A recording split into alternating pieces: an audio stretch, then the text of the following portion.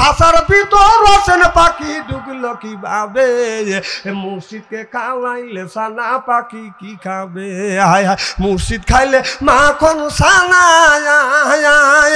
পাখির তো খাওয়া হইল না মুর্শিদকে খাওয়াইলে সানা পাখি কি খাবে পাখি গু খাবে তো তোর কি পাখি বলে বেশি বেশি করে নামাজ পড়ো বেশি বেশি করে রোজা রাখো বেশি বেশি করে যাকাত দাও রাসূল বললেন কুল্লু সাইল সেকালাতুল কুলুবিহিল যিকরুল্লাহ রাসূল বলে বেশি বেশি করে জিকির করো কলবের ময়লা পরিষ্কার করে দিবে কে এই যে কাপড়ে যদি ময়লা পড়ে সাবান আর সোটা দিলে বাদান পরিষ্কার হয় শরীরে যদি ময়লা পড়ে সাবান দিয়ে দলন দিলে বাদান পরিষ্কার হয় আপনার অন্তরের মধ্যে ময়লা বললে কি দিয়ে আপনি পরিষ্কার করবেন ও মনে বাবলা পাতা দাগ লেগেছে মনে বাবলা পাতার দাগ লেগেছে ধুইলে কি যায় সাবানে ও যে মনের ময়লা মুজিবে কেমনে খাজলো তো যায় না রে ধুলে স্বভাব যায় না রে মহলে শিকার গন্ধ যাইবে কি ভাই সুসার গন্ধ যাইবে কি ভাই গোলাপ জল দিলে মনের ময়লা মুজিবে কেমনে নবী বলে কুল্লু সাইল সেকালাতুল কুলুবিহিল যিকরুল্লাহ রাসূল বলে বেশি বেশি করে জিকির করো কলবের ময়লা পরিষ্কার করে দিবে আল্লাহ সিল্লাকান আল্লাহু আকবার আল্লাহ আল্লাহ মিকুনা শামসু কামা আল্লাহ আল্লাহ মিকুনা শামসু কামা আল্লাহ আল্লাহ মিকুনা আরদু জামা আনতুম আওলানা বাসতুম মুসলিম কিসানা আনতুম আওলানা বাসতুম মুসলিম হতা কাম্মা আমরা শুধু নামে মুসলমান কাজের বেলায় বাজার মুসলমান নাই জোরপান ঠিক কিনে এই কলে মারা বান্ধ বেলা কাজে লাগবে মরণ বেলা এই কলে মার রৌশনীতে কবর হবে তোমার উজালা লা ইলাহা আসিয়া করে প্রেম খেলা ফেরাউন দেয় তার কতই জ্বালা আসিয়া করে প্রেম খেলা ফেরাউন দেয় তার কতই জ্বালা আল্লাহর আরশ থেকে হুকুম এলো খুইলে দেও স্বর্গের তালা আলা ইলাহা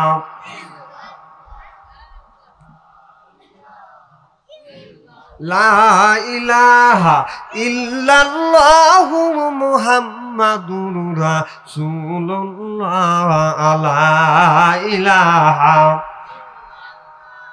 লা ইলাহা আসিয়া বলে ও গো স্বামী আমি তোমার অর্ধাঙ্গিনী তোমার আমার সৃষ্টি কর্তা তার কেন মানো না আলা ইলাহা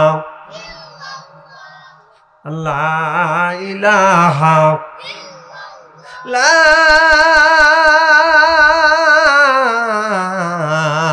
ইলাহা ইল্লাল্লাহু মুহাম্মাদুর রাসূলুল্লাহ সকলে পড়ুন সাল্লাল্লাহু আলাইহি ওয়াসাল্লাম।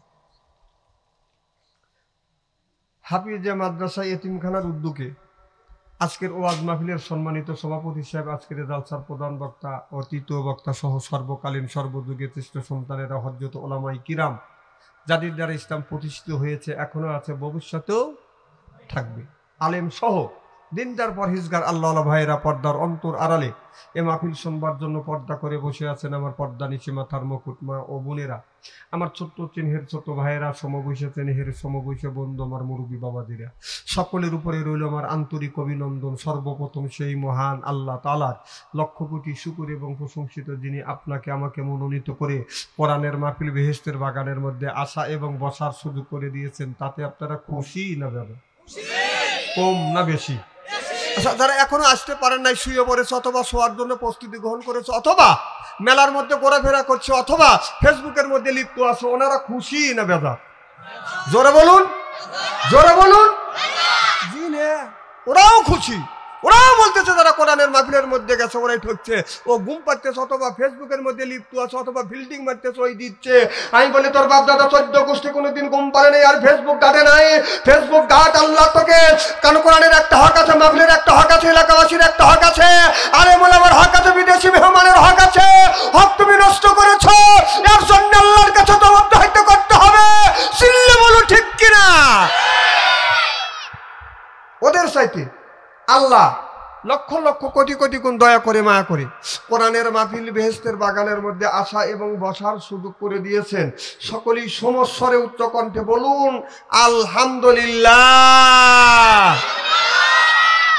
মানবতা মুক্তি দূত আখিরি নবী এমন একজন নবীর উম্মত করে পাঠাইছে, এই নবী উম্মতের ব্যাপারে হা বললে হালাল হতো, না বলে হারাম হতো, পা ফেললে আর সে আজমে চলে যেত। সুবহানাল্লাহ। এটা জোরে কর। সেই নবীর উম্মত, আমার নবীর দাম আর মর্যাদা আমাদের চাইতে একেবারেই কিন্তু কম মনে করেন না। আমার নবীর আমাদের চাইতে দাম বেশি না কম? সেই নবীর উম্মত আমার নবী এই দুনিয়ার বুকে এসে কোরআনের মতলবী আইন জারি করে মরা সমাজটাকে সঞ্জীবিত করলেন। কারণ আমার নবী এমন একটা অসভ্য সমাজের মধ্যে এসে কোরআনের মতলবী আইন জারি করে আপনার জাহান্নামী মানুষগুলোকে জান্নাতের পথগুলি দেখা দিলেন। যেরকম সুবহানাল্লাহ। সেই নবীর উম্মত, সেই নবীর প্রতি জানাই লক্ষ কোটি দরুদ ও সালাম। সকলেই পড়ুন সাল্লাল্লাহু আলাইহি ওয়াসাল্লাম। সর্বপ্রথম জানতেছি আমার ভাইয়েরা, আপনারা সকলেই ভালো আছেন? আল্লাহ আপনাদের দোয়া আমাকে সুস্থভাবে সহিভাবে আপনাদের সামনে উপস্থিত করেছেন। তবে আপনাদের পবিত্র জবান থেকে এক গুনাহগার বাদশা আনসারীর জন্য খাস করে দোয়া করুন। অল্প সময় হলেও যেন কোরআন হাদিস থেকে বাস্তব ভিত্তিক 2-4টি কথা আমার মনিপ, আমার ওয়াপ, আমার সৃষ্টিকর্তা, আমার বিধানদাতা, আমার রিজিকদাতা আমার জবান থেকে যেন বের করে দেয়। সকলে কোন আমিন। আর একটিবার বলুন, একটু জোরে বলুন। আমি আপনাদের কাছ থেকে দোয়া চেয়ে নিয়ে আপনাদের সার্বিক আর মঙ্গল কামনা করে আলোচনা শুরু করছি ইনশাআল্লাহ। আমরা আজকে এমন একটা জায়গা আসছি, রসুল বলেছে এটা বেহেশতের বাগান। সুবহানাল্লাহ। আল্লাহ রসুল বললেন যে তোমরা যদি দুনিয়ায় কোথাও একটা বেহেশতের বাগান পাও, ওখান থেকে তোমরা ফল সংগ্রহ করো।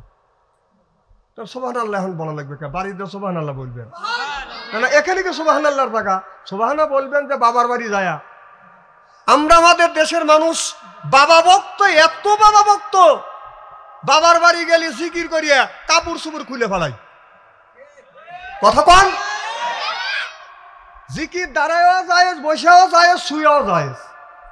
একটা দিনও তো দেখলাম যে বাড়ির তুমি দাঁড়া থেকে জিকির করলে, মসজিদে দাঁড়া থেকে জিকির করলে, অথবা অজ্ঞান হয়ে পড়ে গেলা, কিন্তু বাবার বাড়ি গেলে তো তোমার জ্ঞান থাকে না। তাহলে এই জিকিরটা কাকে খুশি করবার জন্য করা হচ্ছে? বাবাকে খুশি করবার জন্য না আল্লাহকে খুশি করবার জন্য? বাহ, ক্লিয়ার বুঝতেছেন। যারা বাবাকে খুশি করবার জন্য জিকির করতেছে, ওদের জিকির আল্লাহর দরবারে কবুল হবে না। তো আল্লাহ রসুল বলেছেন এটা বেহেশতের বাগান। যদি তোমরা দুনিয়ায় কোথাও বেহেশতের বাগান পাও, ওখান থেকে ফল সংগ্রহ করো। আর অন্য একটা হাদিস শরীফের মধ্যে আসছে যে একবার সুবহানাল্লাহ বললে আসমান জমিনের ফাঁকা জায়গা নেক দিয়ে আল্লাহ পরিপূর্ণ করে দেয়। এখন একজন বলতেই পারেন যে হুজুর একবার সুবহানাল্লাহ বললে আসমান জমিনের ফাঁকা জায়গা নেক দিয়ে পরিপূর্ণ কিভাবে হয়? কারণ এই একটা শিশি, এই বোতলের মধ্যে 1 লিটার পানি আছে মনে করেন। আমার কথা কি বুঝতেছেন? আচ্ছা, এখানে কতটুকু পানি আছে? Half litre. আচ্ছা, আমি 1 লিটার ধরলাম। 1 লিটার পানি আছে, এখানে যদি 2 লিটার পানি আটাতে চাই, আটবে? তো আমি এই ওয়াজটা করলাম যে সুবহানাল্লাহ একবার বললে আসমান জমিনের ফাঁকা জায়গা আল্লাহ নেক দিয়ে পরিপূর্ণ করে দেয়। একজন খুব শিক্ষিত মানুষ বলতেছে হুজুর আপনার এই কথা আমি মানলাম না। কেন? তো এখানে শিশি ছিল, তো বললে হুজুর এই শিশিতে যদি আপনার 1 লিটার পানি আটে, 2 লিটার আটা বেরসালে কি আটবে? আমি বললাম না, আটবে না। হুজুর তাহলে একবার সুবহানাল্লাহ বললে আসমান জমিনের ফাঁকা জায়গা যদি আল্লাহ নেক দিয়ে পরিপূর্ণ করে দেয়, তাহলে এতবার সুবহানাল্লাহ বলি, শতবার সুবহানাল্লাহ বলি, এই নিয়ে কি আল্লাহ কোথায় থয় না দেখালি ওয়াজ করতে দেবো না? পড়ে তো গেলাম বিপদে। তে আল্লাহ কোরআনের মধ্যে একটা কথা বলেছেন, আল্লামাহুল বায়ান।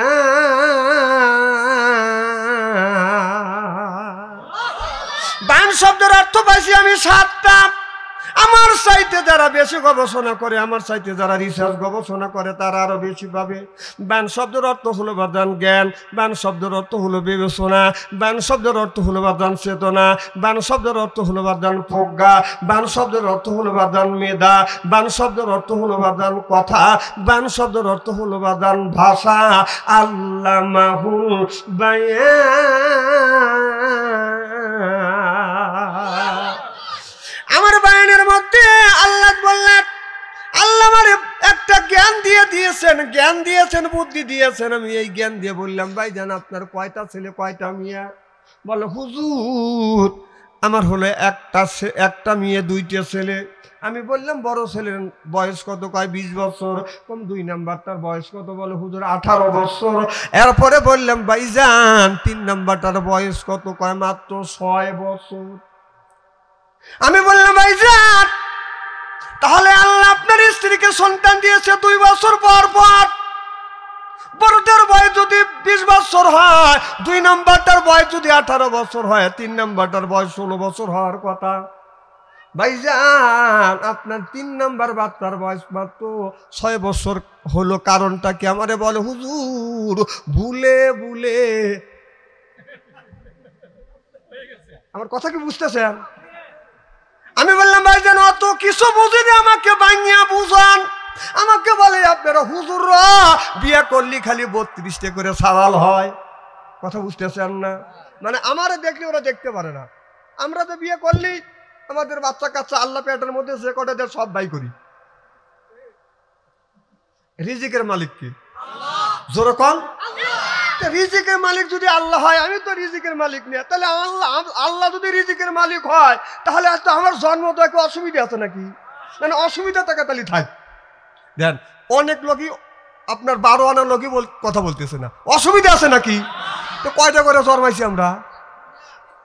এই দেন কয় 2টা 3টে। আমারে বলে হুজুর ও যে জানেন না। আমি বললাম অত বুঝি না, সুন্দর করে বুঝান। আগের জামানা দেখছে আমাদের মেয়েরা, এখনকার মেয়েরা বলে স্বামী আমার মন যেন বাজাইতে চায়, পরিবার পরিকল্পনা, একটা ছেলে একটা মেয়ে একটা হলেই ভালো হয়, সোনার খাটে থাকা যায় রূপার খাটে শোয়া যায়, আমার মন যেন আজ যাইতে চায় পরিবার পরিকল্পনায়। আমারে বললো হুজুর পরিবার পরিকল্পনার ব্যবস্থা নিয়েছি।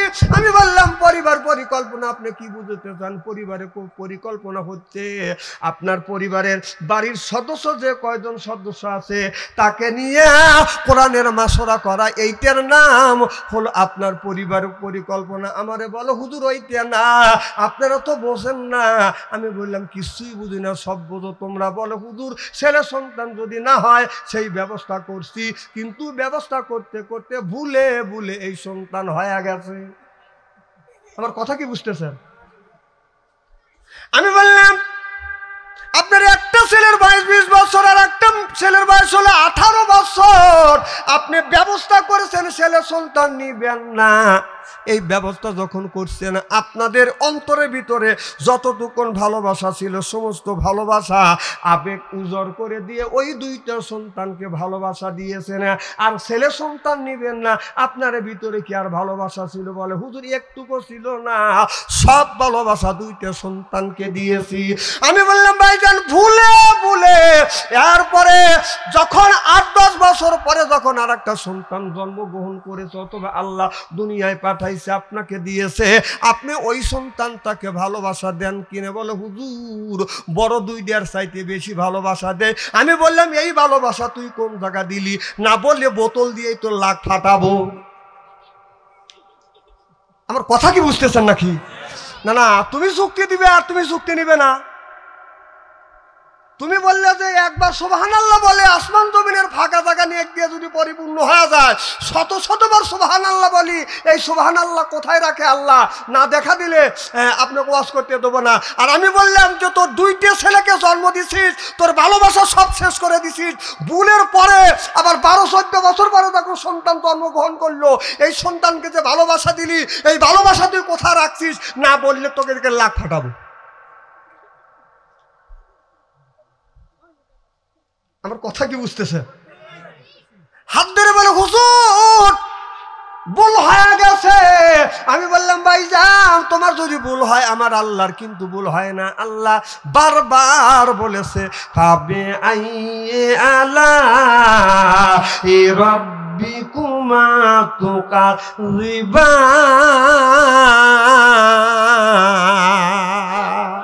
আল্লাহ বললেন দুনিয়ার মানুষেরা আমার কোন নিয়ামতটা তোমরা অস্বীকার করবে? কোন নিয়ামত অস্বীকার করবে না, এটা হলো আল্লাহর একটা নিয়ামত, কোন মানুষ বাদন অস্বীকার করার কায়দা নাই। চিল্লাপান ঠিক কিনে? আমরা যারা কোরআনের মাহফিলের মধ্যে আসছি আল্লাহর বান্দা, আর করবো না কোনো রকমের দান্দা, কোরআনের সাথেই থাকবো আমরা বান্দা। এই জন্য আল্লাহর জন্য আমাদের কান্দা, জোর কন ঠিক কিনে? আল্লাহ বললেন ও দুনিয়ার মানুষেরা কোরআন শরীফ ধর, বসে বসে পড়, তারপরে তুই মর। আমি আল্লাহ তুই কি তোমাদের পর তোমাদের জন্য বানা রাখছি, তোমাদেরকে কিয়ামতের ময়দানে আমি আল্লাহ বানাবো হুরপরিদের বর। সুবহানাল্লাহ। আমাদের বাড়িতে যদি কুটুম আসে, কুটুমকে করি আমরা আদর। আপনারা কুটুম কন না আত্মীয় কন? আমাদের বাড়ির যদি আসে বাদান মেহমান যদি আসে, আত্মীয় যদি আসে, মেহমানকে পাইয়া করি আদর। মেহমান মনে করে হায় রে আমার কদর, এর পরে পাইয়া দেয় বিদেশি চাদর, এর পরে আনে বাদান খানা, একটা তো ডাক না ছাড়া না, খাবারের পরে বাদান দেয় দই, খায়া তো বাদান হইসই, তারপরে দেয় পেপসি কোকো কোলা, খায়া তো মনের মধ্যে দেয় দোলা, তারপরে খায় বাদান একটা পান, খায়া তো মনের মধ্যে আসে বাদান গুনগুনানি গান, তারপরে খায় এক খাবলা হাকিমপুরি জর্দা, শরীর তার ঘামে যায়, বুঝায় আমি বড় মর্দা। আর প্রত্যেক বাড়ি বাড়ি বিল্ডিং হচ্ছে, ফকির কোনো বাড়ির ঢুকেও সাহস পায় না, কারণ বাউন্ডারির গড় রয়েছে হলো আপনার 150 গজ দূরে। এখানে বাউন্ডারি দরজার থেকে জীবন ভরা দুই লা ইলাহা ইল্লাল্লাহ বলে, ওই বাড়িওয়ালা শুনবেও না, ভিক্ষাও দিবেন। বাহ, ক্লিয়ার বুঝতেছে। তারপরে তো মেয়েরা প্রত্যেক বাড়ি বাড়ি আসে হলো আপনার, প্রত্যেকটা হাতে হাতে আসে হলো মোবাইল ফোন, এরপরে ঘরে ঘরে আসে হলো টিপি। কতক্ষণ? কারণ যখন কিরণমালা কটকটি দিয়ে যখন ওরা শোনে কিসের ফকির, যেভাবে জিকির করতেছেন এই জিকিরে মজা নাই। হ্যাঁ, আমি জিকির আকারে জিকিরে মজা আছে, বাবার বাড়ি গেলে মজা আছে, এগুলো আমি ভালো করে জানি। এখানে জিকিরে মজা নাই কি? আমার ভাইয়ের, আমার এই মুসলমানের ভাইয়ের, আল্লাহর হাবিবের উম্মতিরা ভালো করে লক্ষ্য করে শুনুন, আমলে নিয়তে বাদান শুনতে হবে। আল্লাহর নবী আখিরি জামানার পয়গম্বর মুহাম্মদুর রাসূলুল্লাহ সাল্লাল্লাহু আলাইহি ওয়াসাল্লাম আমার নবী সাহাবী আজমাইন নিয়ে বাদান আলোচনা করতেছে।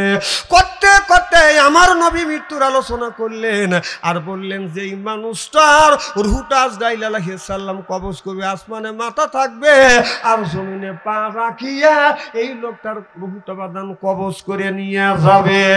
আমার নবীর সাহাবীরা বলে ইয়া রাসূলুল্লাহ, ইয়া হাবিবাল্লাহ, কত কষ্ট দিবে?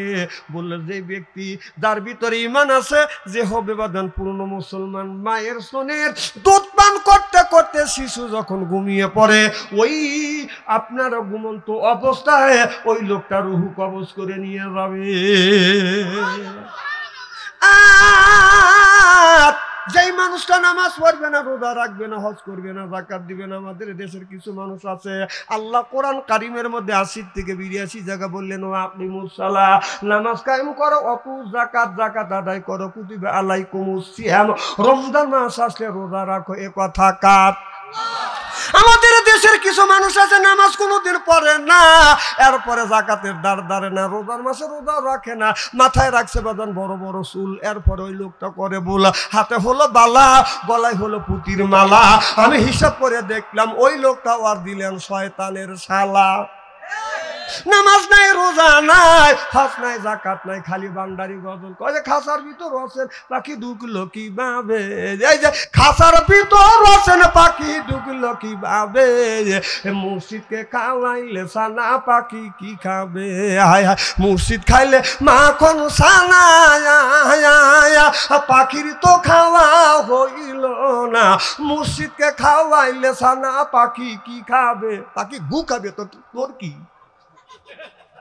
পাখি বলে বেশি বেশি করে নামাজ পড়ো, বেশি বেশি করে রোজা রাখো, বেশি বেশি করে যাকাত দাও। রাসূল বললেন কুল্লু সাইয়ের সেকালাতুল কুলুবিহিল যিকরুল্লাহ। রাসূল বলে বেশি বেশি করে জিকির করো, কলবের ময়লা পরিষ্কার করে দিবে কে। এই কাপড়ে যদি ময়লা পড়ে, কাপড়ে যদি ময়লা পরে সাবান আর সোটা দিলে বাদান পরিষ্কার হয়, শরীরে যদি ময়লা পরে সাবান দিয়ে দলম দিলে বাদান পরিষ্কার হয়। আপনার অন্তরের মধ্যে ময়লা বললে কি দিয়ে আপনি পরিষ্কার করবেন?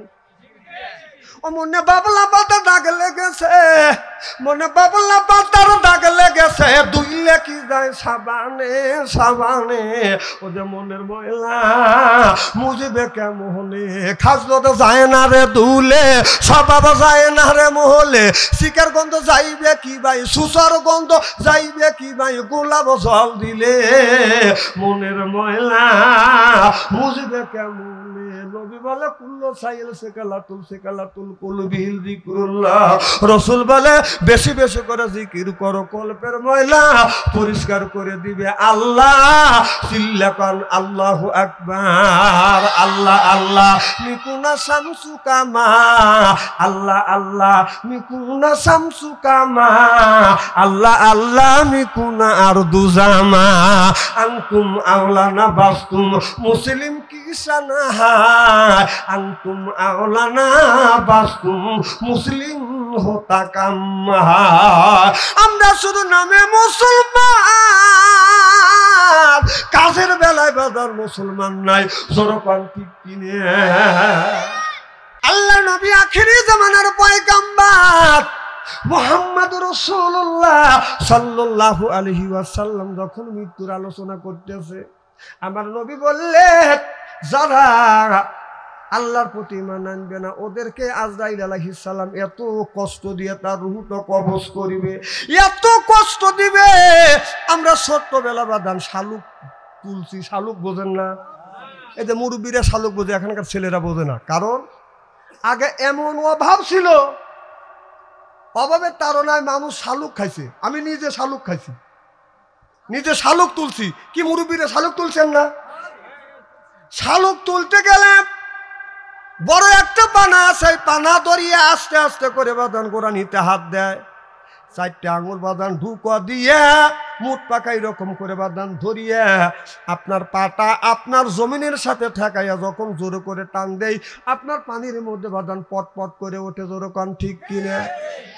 আমার ভাইরা আমার ঘর কা হাদিস শরীফের মধ্যে আসছে, ঘর কা এমন ভাবে জোরে সুরে টান দিবে, আপনার শরীরের এমন একটা জায়গা আজরাইল আলাইহিস সালাম থাপা মারবে, শরীরের সব বাদান তার গুনি বাদান ছিঁড়ে যাবে, হাত আর নড়বে, লোকটা আর নড়বে না, হাতটা নড়াচড়া করবে না, আপনার মাথাটা এইরকম রাখবে, এইরকম থাকবে, এইরকম করবে, এইরকম করে থাকবে বাদান। ওই লোকটার আর কোনো বাদান ভাষা থাকবে না বাদান, ওই লোকটার আর কোনো বাদান শক্তি থাকবে না। এত কষ্ট দিয়ে এই মানুষটার বাদান রূহ কবজ করে নিয়ে আসবে।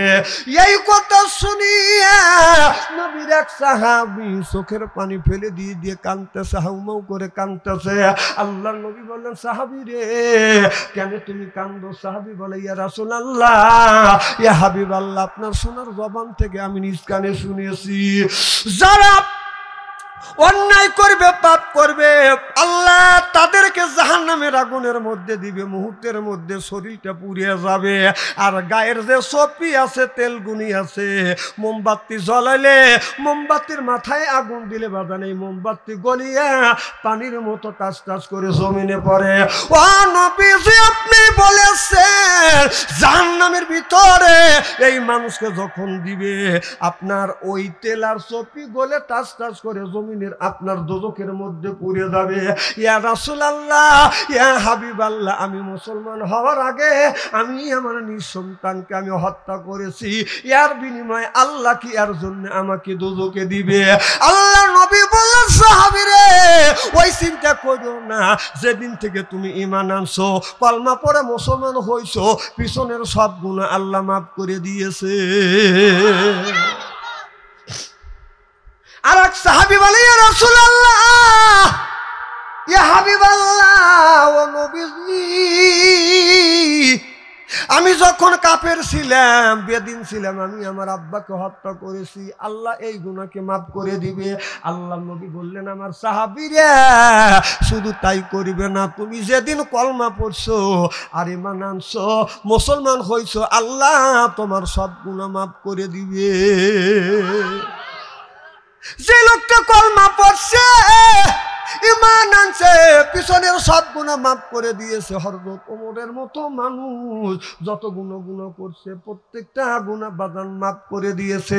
ওমরের আলোচনা যখন হয়ে গেলেন, সাহাবীরা জিজ্ঞাসা করলেন, ইয়া রাসূলুল্লাহ, ইয়া হাবিবাল্লাহ, হযরত ওমর যে গুনাহ করছে এই গুনাহ কি আল্লাহ মাফ করে দিয়েছে?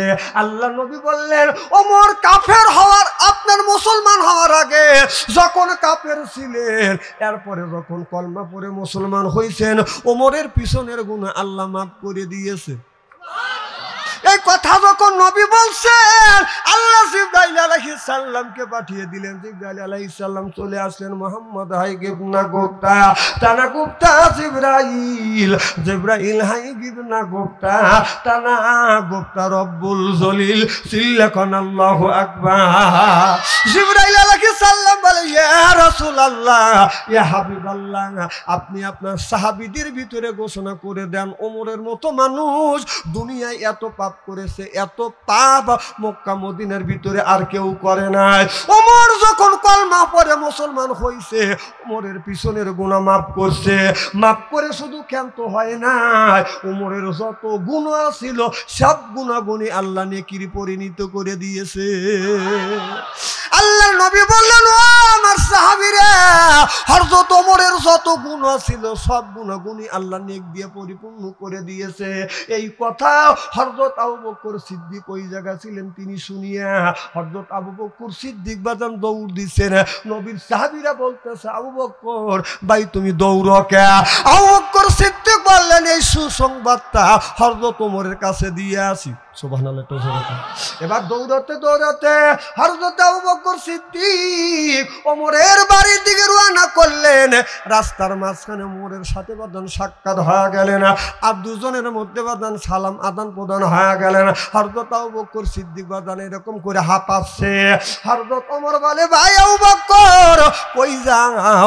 এবার হযরত আবু বকর সিদ্দিক বললেন, ভাই ওমর রে, আমি তোমার কাছে যাচ্ছি সুসংবাদ দেওয়ার জন্য। সুবহানাল্লাহ। কিসের সুসংবাদ? এ ভাই ওমর, এ ভাই আবু বকর, কিসের সুসংবাদ? হযরত আবু বকর সিদ্দিক বললেন, এই মুহূর্তে আমার নবীর কাছ, আমার নবীর জবান থেকে শুনে আসলাম, তোমার জীবনের যত গুনাহ আছে সব গুনাহ আল্লাহ মাফ করে দিয়েছে। শুধু মাফ করে দিয়া ক্ষান্ত হয় না, জীবনের যত গুনাহ ছিল সব গুনাহ আল্লাহ নেকির পরিণত করে দিয়েছে। এ ভাই ওমর, তোমার জীবনে যত গুনাহ করেছে, এত গুনাহ মক্কার মদিনার মধ্যে কেউ এত গুনাহ করে নাই। আর সেই গুনাহ যদি আল্লাহ তোমাকে নেকির পরিণত করে দেয়, তাহলে তোমার, আমার চাইতে তোমার অনেক বেশি গুনাহ, আমার চাইতে অনেক তোমার নেকি আছে, আমার চাইতে অনেক নেকি তোমার হয়ে গেছে। কারণ আমার জীবনে এত গুনাহ করি নাই, আমার গুণগুণী এত নেকি হয় নাই। আমার চাইতে তুমি শত শত গুণে গুনাহ করেছো, তোমার সব গুনাহ আল্লাহ নেকি বানাইছে। হযরত ওমর বলে, ভাই আবু বকর, আমার জীবনের সব নেকি গুনি তুমি নাও, তোমার এক রাতের নেকি আমারে দিয়ে দাও। সুবহানাল্লাহ। হযরতে আবু বকর সিদ্দিক বলে ভাই ওমর কোন রাতের নেকি? আপনার ঈদুল আজহার রাতের নেকি বলে না, বলে ঈদুল ফিতরের নেকি বলে না, বলে আশুরা রাতের নেকি কয় না, কয় শবে মেরাজের নেকি কয় না, কয় শবে বরাতের রাতের নেকি কয় না, বলে হিজরত করিয়া আল্লাহর রাসূল তোমাকে সঙ্গে নিয়ে যেদিন হিজরত করেছে ওই হিজরতের রাতের এক রাতে নেকি তুমি আমারে দিয়ে দাও, আর আমার জিন্দেগীর জীবনের সব নেকি আমি তোমারে দিয়ে দিব। হযরত আবু বকর সিদ্দিক বলেন চলেন রাসূলের কাছে যাই। এবার হযরত আবু বকর সিদ্দিক আর হযরত ওমর আমার নবীর কাছে যা বলতেছি, ইয়া রাসূলুল্লাহ, ইয়া হাবিবাল্লাহ, আল্লাহ রাব্বুল আলামিন ওমরের জীবনের সব গুনাহ আল্লাহ মাফ করে দিয়েছে, গুনাহগুলো আল্লাহ নেকির পরিণত করে দিয়েছে। আমি হযরত ওমরকে বলেছি ভাই ওমর রে তোমার ওই গুনাহ আল্লাহ নেকি করে দিয়েছে, এত নেকি আল্লাহ তোমাকে দিয়েছে। হযরত ওমর আমারে বলল ভাই আবু বকর তোমার এক রাতের নেকি আমারে দাও আর তার জিন্দেগীর নেকি আমারে দিয়ে দিবে। ইয়া রাসূলুল্লাহ, ইয়া হাবিবাল্লাহ, আমার কোন রাতের নেকি? আল্লাহর নবী বললেন আবু বকর তোমার এক রাতের নেকি হিজরতের রাতের নেকি তামাম পৃথিবীর সব মানুষের নেকি যদি এক পাল্লায় তোলা যায় সমস্ত মানুষের নেকি আর তোমার এক রাতের নেকি সব চাইতে বেশি হবে। হিজরত করিতে নবী মদিনাতে যায়, বেঈমান কাফেরদের জ্বালা যন্ত্রণা, বেঈমান কাফেরদের জ্বালা যন্ত্রণা, হিজরত করিতে নবী মদিনাতে যায়। নবী যায় রে আগে আগে, আবু বকর তাহার পিছে, জন্মভূমির মায়ায় নবী ফিরে ফিরে যায়। হিজরত করিতে নবী মদিনাতে যায়। সিল্লাকান আল্লাহু আকবার। নবী সাহাবীরা এত নেকি করবার পর তারপর বাদান কবর দেখে দেখে আবু বকর সিদ্দিক কেঁদেছে। আমার নবীর জীবনে গুনাহ নাই, তারপরে নবী দিনের মধ্যে শত শতবার বাদান তওবা করছি। সুবহানাল্লাহ। আল্লাহর নবী আখিরি জামানার পয়গাম্বর মুহাম্মদ রাসূলুল্লাহ সাল্লাল্লাহু আলাইহি ওয়াসাল্লাম মন খারাপ করে বসে আছে। আল্লাহ বলে জিবরাইল তাড়াতাড়ি যা আমার বন্ধুর কাছে যা, আমার বন্ধুর মন খারাপ, আমার সহ্য হচ্ছে না, আমার বন্ধুর কিসের অভাব, টাকার অভাব, পয়সার অভাব, নারীর অভাব, গাড়ির অভাব, এমন কোন জিনিসের অভাব পড়েছে সব অভাবগুলি আমি দূর করে দেব। এবার জিবরাইল আলাইহিস সালাম আল্লাহর নবীর কাছে আসলেন, আমার নবীকে নিয়ে বড়ি সালমানের কবরের পাশে গেলেন, যাইয়া ডান পাকা দিয়ে হালকা আঘাত করলেন। কুম্বি ইজনি ইল্লাহ, আল্লাহর হুকুমে আল্লাহর বান্দা জিন্দা হায়ারা। দেখা গেল কবরের মাটি ফাটতে লাগলেন, লাফাতে লাগলেন, কবরের ভিতর থেকে আল্লাহর একটি বান্দা বের হয়ে আসলেন। এত সুন্দর চেহারা, মনে হয় তার চেহারা থেকে বাদান নূর চুমকিছে। ফা আম্মা মান সাকালাত মাওয়াজিনুহু, আল্লাহু আকবার। দেখলে মনে হয় তার চেহারার থেকে নূর চমকিচ্ছে। এই দৃশ্য দেখানোর পর পাখা দ্বারা হালকা আঘাত করলেন, আল্লাহর বান্দা কবরের মধ্যে চলে গেলেন। কিছু দূর আগা যাইয়া এবার জিবরাইল আলাইহিস সালাম আর পাখা দ্বারা হালকা আঘাত করলেন আর বললেন কুম্বি ইজনি ইল্লাহ, আল্লাহর হুকুমে আল্লাহর বান্দা জিন্দা হায়াবা। দেখা গেল কবরের মাটি ফাটতে লাগলেন, লাফাতে লাগলেন, কবরের ভিতর থেকে আল্লাহর একটা বান্দা বের হয়ে আসলেন। এত কালো বেগুন চুলার মধ্যে দিলে যেমন রং হয় এই রকম কালো কুচ্ছি মানুষ বাদান বের হয়ে আসলেন। আল্লাহর নবীকে এই দৃশ্য যখন দেখাইলেন, পাখা দ্বারা হালকা আঘাত করলেন, আল্লাহর বান্দা কবরের মধ্যে চলে গেলেন। এবার আল্লাহর নবী বললেন, ভাই জিবরাইল, দুইটা মানুষের কারণ বুঝলাম না, আমার একটু বুঝাও। জিবরাইল আলাইহিস সালাম বলে, ইয়া রাসূলুল্লাহ, ইয়া হাবিবাল্লাহ, প্রথম নম্বরে যেই মানুষটাকে দেখানো হলো, এই মানুষটার জীবনে কোনোদিন নামাজ ছাড়ে নাই, রোজা ছাড়ে নাই, হজ ছাড়ে নাই, যাকাত ছাড়ে নাই, মানুষের তৈরি করা নিয়ম নীতি মানে নাই, আল্লাহর বিধিবিধান মেনে চলেছে বিধায় আল্লাহ তার কবরটা ফুলের বাগান বানাইছে। নবীজি দুই নম্বরে যেই মানুষটাকে দেখানো হলো জীবনে নামাজ পড়ে নাই, রোজা রাখে নাই, হজ করে নাই, যাকাত দেয় নাই, ইসলাম, ইসলাম ছাড়া অন্য কোন তন্ত্রমন্ত্র, জাতীয়তাবাদ, ধর্ম নিরপেক্ষ মতভেদ কেউ যদি কায়েম করে, ওর নামাজ, রোজা, হজ আর যাকাত আল্লাহর দরবারে কবুল হবে না, হইতে পারে না, হওয়া সম্ভব না।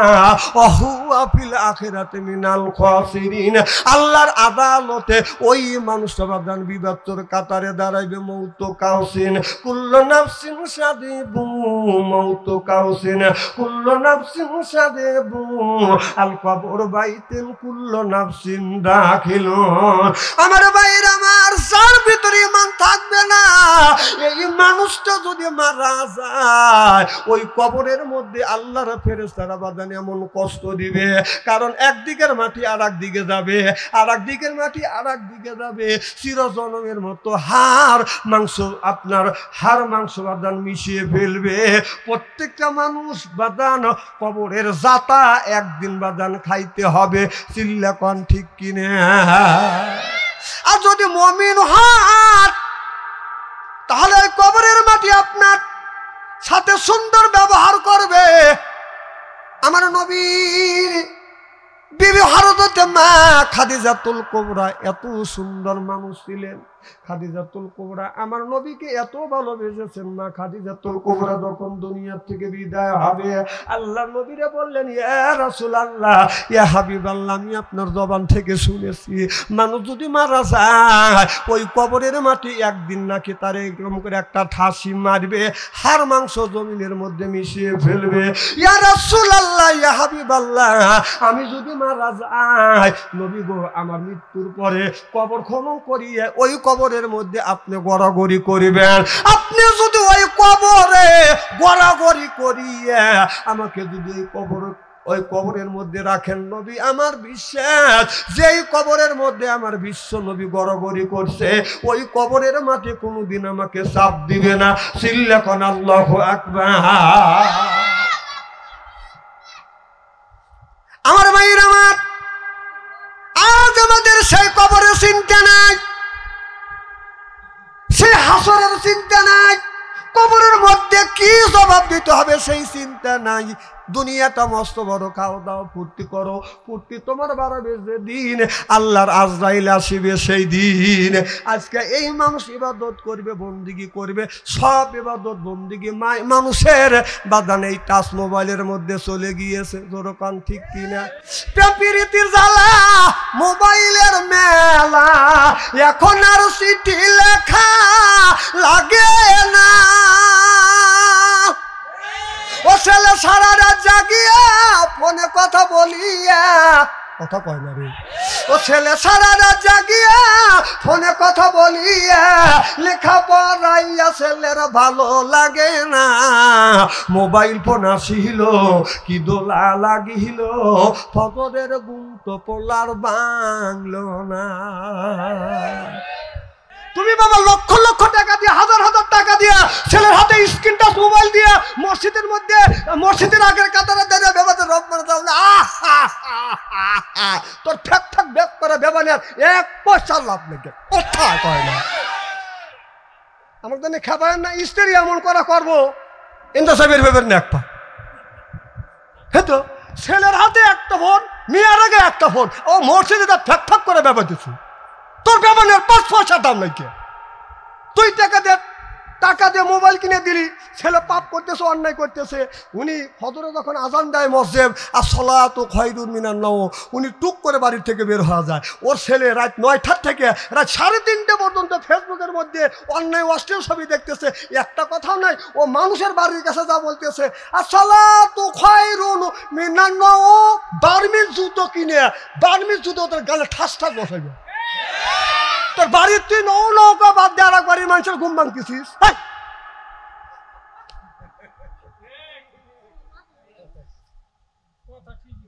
কথা একটাও কোরআন হাদিসের বাইরে না। আল্লাহ নিজে বলছে, নিজে বাঁচো, তোমার আহেল পরিবারকে বাঁচাও। নিজেও বাঁচলে না, নিজে বাঁচার জন্য তুমি নামাজ পড়বার জন্য যাও, আর তোমার ছেলের হাতে টাচ ফোন দিচ্ছ, সে রাত 9টা থেকে রাত 3:30 পর্যন্ত কি করতেছে? তোমার বেবা নিয়ে তুমি মরিয়া লাও, তোমার পিঠের চামড়া দিয়ে আল্লাহ ডুগডুগি বাজাইবে। কথা কার? না না, আমি বানাইলাম এই আয়াতটা, আমার উপর আল্লাহ নাজিল করলো, আর তোমার এই ওয়াজ ভালো লাগে না। জীবন বড় মানুষের আইল ঠেলছে, অন্যায় করছে, আর এখন তোমার ওয়াজ ভালো লাগবে না? লাগবেই তো না।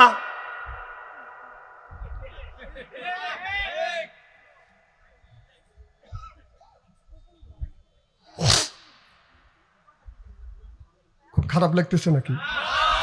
মারহাবাতে জোরে কর। আমার ভাইয়ের আমার নবীর বিবি খাদিজা কবর দেখে ভয় পায়।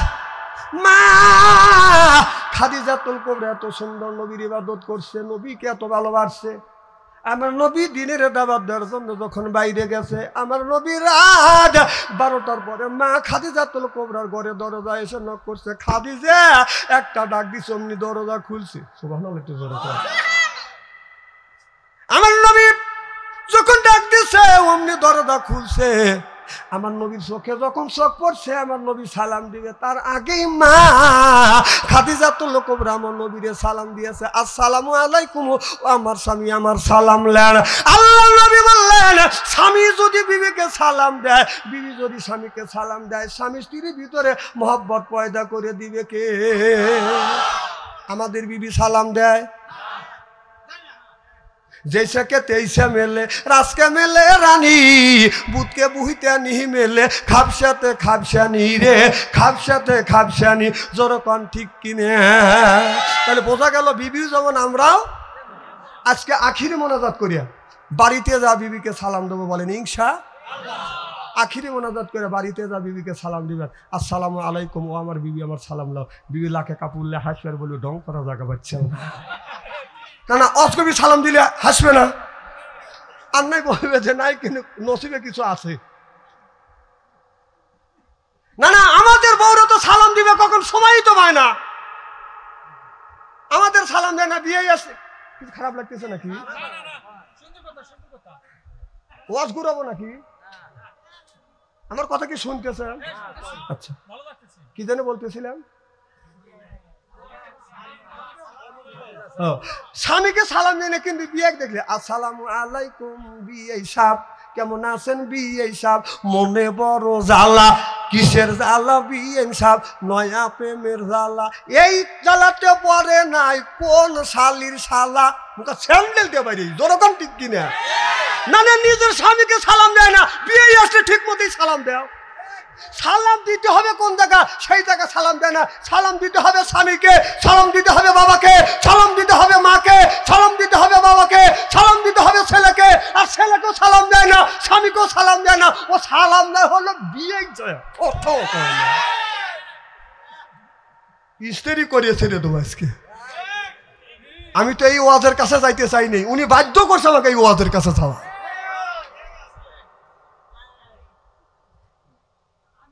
संसार चालाय पुरुष नारी लागाय पेट प्रत्येक बारी बारी हय गो खेलाले फारी सेरा मैच घरे जाला बाइरे जाला जालार नायिका शेष नारी जाति नष्ट करलो सोनार बांग्लादेश ओरा जा करलो এই নারীরা যা করছে দেশে সারা সর্বনাশ করে ফেলছে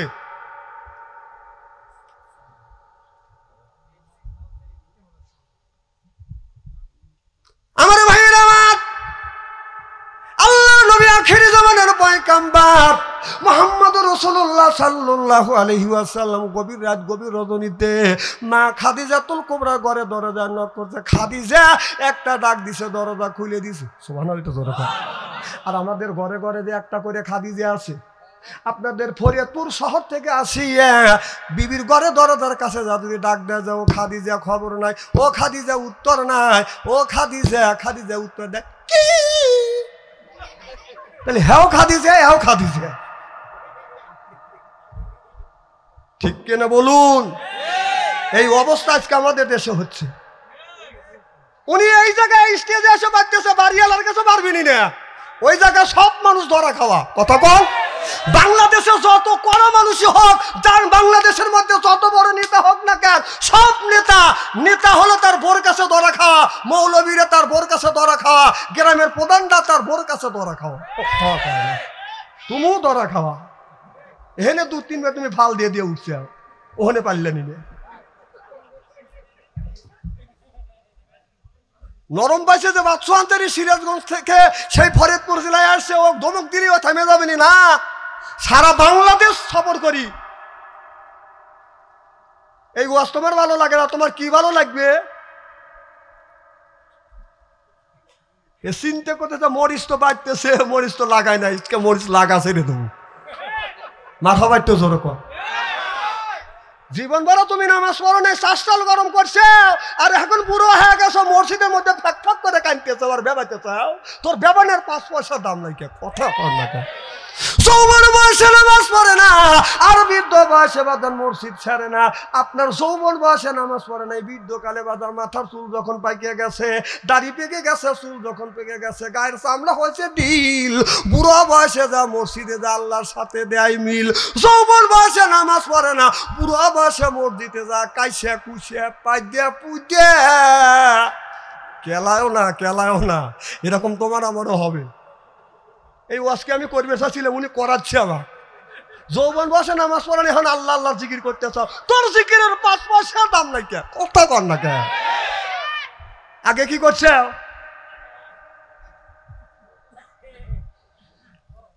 আমার ভাইয়ের, আমার মুসলমান ভাইয়েরা, আল্লাহর হাবিবের পেগম্বরদের ভালো করে লক্ষ্য করে শুনুন, আমলে নিয়ত বেদন শুনতে হবে। আল্লাহর নবী বলেছিলেন এমন একটা জামানা আসবে, এই জামানার মধ্যে ঈমান রাখা কঠিন হয়ে যাবে, হাতের উপরে আগুনের কয়লা রাখা বাদান সম্ভব হবে। কথা কি বুঝতেছেন? আল্লাহ রাসূল 1450 বছর আগে বলেছিলেন ইয়ার ফলিন বিদ্যে উঠে যাবে, ইয়াকসুরুল জাহিল জাহিলিত বর্ষিত হবে। সেই অবস্থা হয়ে গেছে। রাসূল বলেছে হাতের মধ্যে আগুনের কয়লা রাখা সম্ভব হবে, ঈমান রাখা আপনার কঠিন হয়ে যাবে, ঈমান রাখতে পারবে না। আমি এইটা গবেষণা করতে করতে, রিসার্চ করতে করতে চিন্তা করে দেখলাম আল্লাহ নবী বলেছে আগুনের কয়লা হাতে রাখা সম্ভব হবে, ঈমান রাখা দুষ্কর হয়ে যাবে। আমি চিন্তা করলাম রাসূল এই কথা বললে, এই কথা তো আমি ধরতে পারি না। এখন আমার কাছে আজ 5, 6, 7 বছর ধরে ধরা পড়ে গেছে। আগুন হলো এই মোবাইল ফোন। কথা কন না কে? কারণ এই মোবাইলের মধ্যে কোন আগুন নাই, সব আগুন বাদান দাউ দাউ করে জ্বলতেছে। আপনি কি চান? ল্যাংটা ছবি চান মোবাইলের মধ্যে? ল্যাংটা ছবি এখনই আসবে। তখন না ওগুলো কি? ওগুলো আগুন না, ওগুলো আগুন না। তাহলে রসুলের কথা পয়েন্টে পয়েন্টে পড়ে গেল। রসুল বলেছে ইয়ার ফলিন বিদ্যা উঠে যাবে, ইয়াকসুরুল জাহিল জাহিলিতা বর্ষিত হবে। সেই অবস্থা আজকে বাংলার জমিনে হয়ে গেছে। আগুনের কয়লা রাখা সম্ভব হয়ে গেছে, অর্থাৎ মোবাইল রাখা সম্ভব হয়ে গেছে, আর ঈমান রাখা মানুষের দুষ্কর হয়ে গেছে। জনগণ ঠিক কিনা?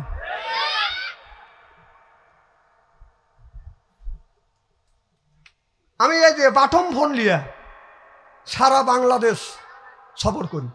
আমাকে বলে হুজুর টাচ ফোন নাই, ইমু নাই। ইমু দিয়ে কী হবে? আপনার সাথে কথা বলবো। আমি বললাম আমি টাচ ফোন ব্যবহার করি না, আমি বাটম পে ব্যবহার করি। আমি বললাম, আমাকে বলে হুজুর সব হুজুর টাচ ফোন ব্যবহার করে, আপনি করেন না কাকা? এটা হলো আমার ব্যক্তিগত ব্যাপার। কথা কন, টাচ ফোন ব্যবহার করা আমার ব্যক্তিগত ব্যাপার না। কারণ আমি টাচ ফোন ব্যবহার করি না। এই জন্যে যতই আপনি সেফ থাকেন, আপনার দেখতে দেখতে মহিলার ছবি আসবেই, ওর দিকে চোখ পড়িবেই, চোখের গুণা হবেই। কথা কন। এই জন্য একটা মহিলা এসে আমার যদি কয় পিকু পিকু, তাহলে তো আমি ধরা খাওয়া গেলাম। মহিলার ছবি এবেই তো রাস্তা দিয়ে হাইটে গেলে ডানে তাকাইলে মহিলা, বামে তাকাইলে মহিলা। একজন আমাকে বলতেছে হুজুর আপনার ওয়াজের মাহফিলে গেলেও আপনারা বলেন মহিলার দিকে তাকান যাবে না, এরপরে কোরআনের মাহফিলে গেলেও বলেন হুজুর মহিলার দিকে তাকান যাবে না, হুজুররা মেম্বার উঠে বক্তৃতা দেয় বলে মহিলার দিকে তাকান যাবে না, হুজুর রাস্তা দিয়ে তাকালে, রাস্তা দিয়ে গেলে ডানে তাকাইলে মহিলা, বামে তাকাইলে মহিলা, সামনে তাকাইলে মহিলা, পিছনে তাকাইলে মহিলা। আবার আকাশের দিকে উপর দিকে যদি তাকাই, 3 তলার উপরে কিছু মহিলা দাঁড়া আছে, আপনার বেলে ওদের হাতা নেই, কুত্তায় খাইছে। হুজুর চাবো কোথায়? আমি বললাম চাওয়ারও জায়গা আল্লাহ দিছে। আল্লাহ বলেছে কুল্লিল মুমিনিনা ইয়াহুদ্দু মিন আবসারিহিম, তোমরা নিচের দিকে তাকাও। কোথায় তাকাও? নিচের দিকে তাকায়। কথা কার? আল্লাহ বললেন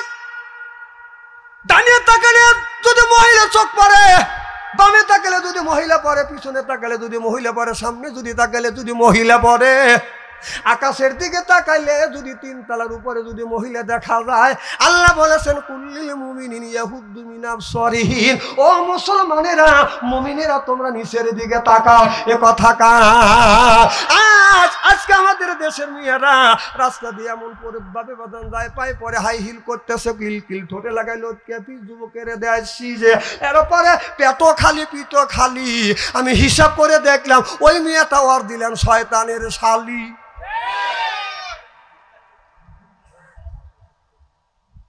আহা, মানুষের ইমান নষ্ট করে যাচ্ছে। আমার বউ পর্দা করে না, আমার মেয়ে পর্দা করে না। ছেলেদের ইমানগুলি নষ্ট, মানুষের ইমানগুলি নষ্ট করার জন্য মহিলারা উঠে পড়ে লাগছে। যখন কথা ঠিক কিনা? আমার মায়ের আমার প্রেমপ্রীতি ভালোবাসা দীক্ষ করে করে, প্রেমের জন্য অনেক যুবক বিষ খাইয়া মরে রে, বিষ খাইয়া মরে। কারণ প্রেম প্রীতি ভালোবাসা মোবাইলের মধ্যে এসে গেছে। কারণ আগের জামানায় দেখছি ছেলেরা মেয়েরা যদি প্রেম ভালোবাসা করতো চিঠি লিখতো। কথা কন, চিঠি লিখছে, বন্ধু তুমি কেন এলে না, দেখলে কথা কমো না, ইতি লিখে দিলাম চিঠি, এই বলে চিঠিটা এরকম করে সুন্দর করে লিখছে, লেখিয়া 50 টাকা সকিনের কাছে দিছে, সকিনে 50 টাকা দিলাম, এই চিঠিটা আমার মনের মানুষের কাছে তুমি পৌঁছা দিবে। সকিনের কাছে সকিনে যখন মনের মানুষের কাছে চিঠি লিখে পৌঁছায় দিছে 50 টাকার বিনিময়, মেয়েটা চিঠি এইরকম করে পড়তেছে, তুমি কেন এলে না, দেখলে কেন কমো না, ইতি আমি তোমার প্রীতি, লিখে দিলাম চিঠি। কে জানে আসতেছে, আসসালামু আলাইকুম। এই চিঠিতে বাদান আপনার বগুল তলে রাখে না, বুকের ভিতরে রাখে। আপনার সাধারণ দুনিয়া যুবক যুবতীর প্রেমের চিঠি যদি বাক্সতে বুঝি জায়গা না পায়, বালিশের নিচে যদি জায়গা না পায়, যদি মানুষের বুকের মধ্যে জায়গা পায়, তাহলে আল্লাহ একটা প্রেম চিঠি পাঠাইছে, সেটা হলো আল্লাহর কোরআন। সেইটা জায়গা পায় হলো সিনার মধ্যে। সিল্লাখন ঠিক কিনা? আল কোরআনের আলো,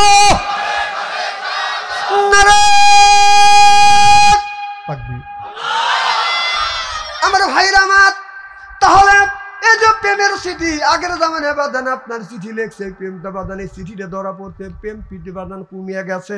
এখন প্রেম প্রীতি বাদান ঘরের মধ্যে বাদান ঢুকিয়ে গেছে। প্রত্যেকটা ঘরে ঘরে বাদান প্রেম এরকম করে লিখতেছে মোবাইলের ভিতরে। মেয়ার বাড়ি হলো বাদান রাজশাহী, আর ছেলের বাড়ি আপনাদের ফরিদপুর জেলা। এখান থেকে এই ছেলেটা সুন্দর করে বাদান লিখতেছে, তুমি কেন এলে না, কতদিন ধরে দেখি না, তোমার সাথে দেখা হইলো না, এই বলিয়ে আপনার এইরকম করে ধাক্কা দেয়।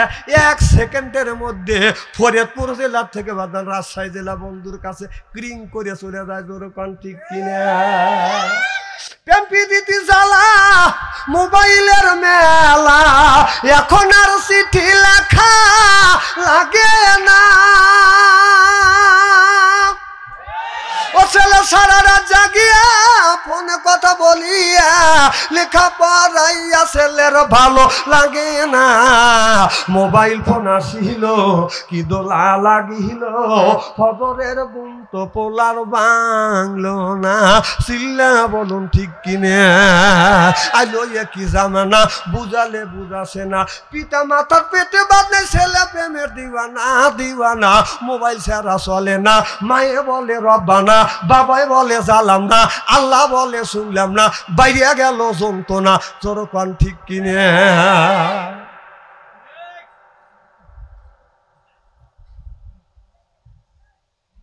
আমার ভাইরা, একটা সুইপারের ছেলের সেই লোকটা উচ্চ শিক্ষায় শিক্ষিত হওয়ার অধিকার আছে না নাই? কি আছে না নাই? আল্লাহ সুইপারের ছেলেকে সুন্দর করতে পারে কিনা? সৌন্দর্য দিতে পারে না? সুইপারের ছেলে স্কুলে লেখাপড়া করতেছে, এত সুন্দর চেহারা, এই চেহারা বাদান দেখছে ঢাকা বিশ্ববিদ্যালয়ে পড়াশোনা করতেছে সুইপারের ছেলে। আর একটা শিল্পপতি নিয়ে সুইপারের ছেলেকে যাবাদান প্রেম নিবেদন করতে, এত সুন্দর চেহারা দেখে দেখে বলতেছে, যুবক আমি তোমাকে ভালোবাসি। এবার যুবক বলে, রে যুবতী তুমি আমাকে ভালোবাসতে পারো, আমি তোমাকে ভালোবাসবো না, কারণ আমি ভালোবাসার জন্য আসিনি, আমি এই জায়গায় আসছি লেখাপড়া করার জন্য। দেখবেন আপনাদের এই ফরিদপুর শহরের ভিতরে বাদান যদি মেধাবী ছেলে থাকে, যদি বিশ্ববিদ্যালয় পড়ে, ঢাকা বিশ্ববিদ্যালয় যখন যাইবেন দেখবেন অনেক মেয়ে ওই যুবকের বাদান পিছনে লাগবে। কথা বুঝতেছেন না আমার ভাইরা? আমার এই সুইপারের ছেলেটা আপনার প্রেম করতে চায় না বাদান, ওই মেয়েটা বাদান জোর করে করে ওই ছেলেটার কাছে প্রেমের আবেদন করতে করতে যুবক মানুষ আর কয়দিন বাদান সহ্য করবে, ওই যুবকের সাথে ওই মেয়েটার বাদান সম্পর্ক হয়ে গেছে, ভালোবাসা হয়ে গেছে। এবার যুবতী বলতেছে, যুবক রে আজ 3 বছর ধরে 4 বছর ধরে তোমার সাথে প্রেম আর ভালোবাসা হয়ে গেছে, আমি এইবার তোমাকে বিয়ে করতে চাই। বলে যুবতী, তোমরা হলে ধনী মানুষ, আমরা হলাম গরিব মানুষ, গরিবের সাথে ধনী ব্যক্তির ভালোবাসা হয় না। বলে তুমি ভিক্ষা করে যদি খাও, তোমার আব্বা যদি ভিক্ষা করেও খায়, তারপরে আমি তোমাকে বিয়ে করব। এবার মেয়েটাকে বিয়ে করবার জন্য এই মেয়েটাকে নিয়ে এই যুবকটা বাদান চলে আসছে। এবার মেয়ের মা বাবা বাদান ছেলেটাকে আর মেয়েটাকে বাদান পায় না, খুঁজতে খুঁজতে আবার গ্রামে এসে দেখে মেয়েটা বাদান বিয়ে করছে, যেই ছেলেটার সাথে সম্পর্ক করছে ওই ছেলেটা হলো বাদান সুইপারের ছেলে। দেখেন ছেলে মেয়ের মনটা কত দূর, কত নিচে নেমে আসছে। মোবাইলে প্রেম করছে সুইপারের ছেলের সাথে, এখন কোটি কোটি টাকা পয়সা আছে, এখন ওই সুইপারের ছেলের সাথে কোটিপতি সেই যে বৃদ্ধশালী লোক তার মেয়েকে ওই জায়গায় বিয়ে দিবে? কি কম দিবে? এই ঘটনা কিসের জন্য ঘটতেছে? এই ঘটনা ঘটতেছে একমাত্র এই ফোনের ভিতরে।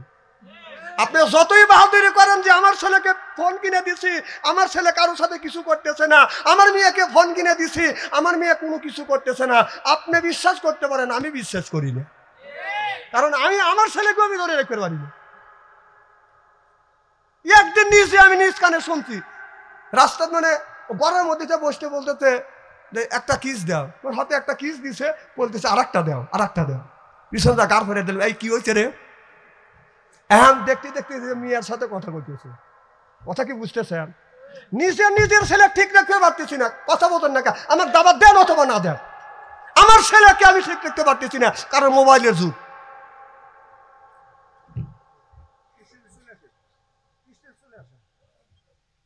খুব খারাপ লাগতেছে আমার ভাইয়ের আমার।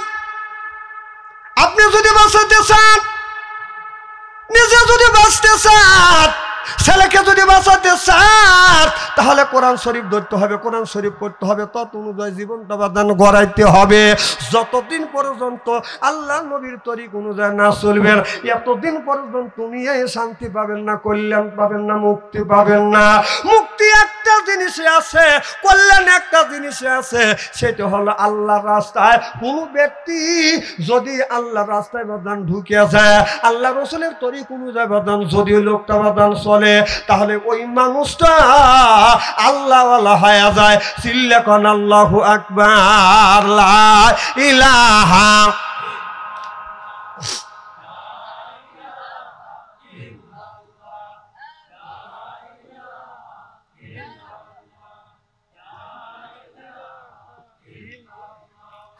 লা ইলাহা। এই কলে মারা বান্ধবেলা কাজে লাগবে মরণ বেলা, এই কলে মার রৌশনি দিয়ে কবর হবে তোমার উজালা, লা ইলাহা। আমার যুবক ভাইদের বলবো, যুবকেরা তোমরা নবীদের ইতিহাস গুলো পড়ো, ওলি আল্লাহদের ইতিহাস গুলো পড়ো। দেখেন বাইজির গোস্তামির ঘটনা একটু আপনাদের সামনে বলবো। বাইজিদ আর বাইজিদের মা বাদান ঘুমিয়ে আছে, হঠাৎ করে ঘুমের মধ্যে বাইজিদের মা বলতেছে, বেটা বাইজিদ রে আমাকে এক পেয়ালা পানি দাও। এবার বাইজিদ ঘরের মধ্যে বাদান পানি খোঁজাখুঁজি করতেছে, পানি পায় না। পাশের বাড়িতে বাদান পানির তালাশ করতেছে, বাদান পানি পায় না। এরপরে বাইজিদ একটা বাদান কলসি নিয়ে বাদান অনেক দূর দূর নদীতে বাদান গিয়েছে। নদীতে যাইয়া বাচ্চা মানুষ ছোট্ট মানুষ বাদান এক কলসি বাদান পানি নিয়ে আসে। পানিটা নিয়ে একটা গেলাসে বাদান এক পেয়ালায় বাদান ভরিয়া মার কাছে যা দেখে মা দুঃখিনী ঘুমিয়ে পড়ছে। বাইজিদ মনে মনে চিন্তা করতেছে, আল্লাহ আমার মা ঘুমিয়ে পড়ছে, এখন যদি আমি পানির জন্য মাকে ডাক দে, ওগো মা আমি তোমার জন্য পানি আনছি গো, মায়ের ঘুম তো নষ্ট হয়ে যাবে। আমার মায়ের ঘুম যদি নষ্ট হয়, আমার মায়ের ঘুম আর আমি কোনোদিন দিতে পারবো না। এবার বাইজিদ বাদান ঘুমান নাই, মাকেও ডাক দেন নাই। পৌষ মাসে শীতের দিনে বাইজিদ পানির পিয়ালা নিয়ে মায়ের পাশে বাদান দাঁড়িয়ে আছে। ফজরের সময় মুয়াজ্জিন যখন আজান দিয়েছে, আসসালাতু খায়রুম মিনান নাওম, আপনার আজানের ধ্বনি বাইজিদের মায়ের কর্ণে যখন বাদান পৌঁছেছে, অমনি বাইজিদের মার বাদান ঘুম ভেঙে গেছে। দেখে ছোট বাচ্চা বাইজিদ আপনার পানির পিয়ালা হাতে নিয়ে বাদান থর থর থর থর করে কাঁপতেছে। মা বলে, বেটা বাইজিদ রে, তুমি আপনার পানির পিয়ালা হাতে নিয়ে কেন তুমি থর থর থর থর করে কাঁপতেছো? বাইজিদ বলে, ও গো মা, তুমি ঘুমের মধ্যে এক সময় তুমি আমার কাছে পানি চাইছো, আমি সারা বাড়ি তন্ন তন্ন করেছি, এক পিয়ালা পানি পাই না।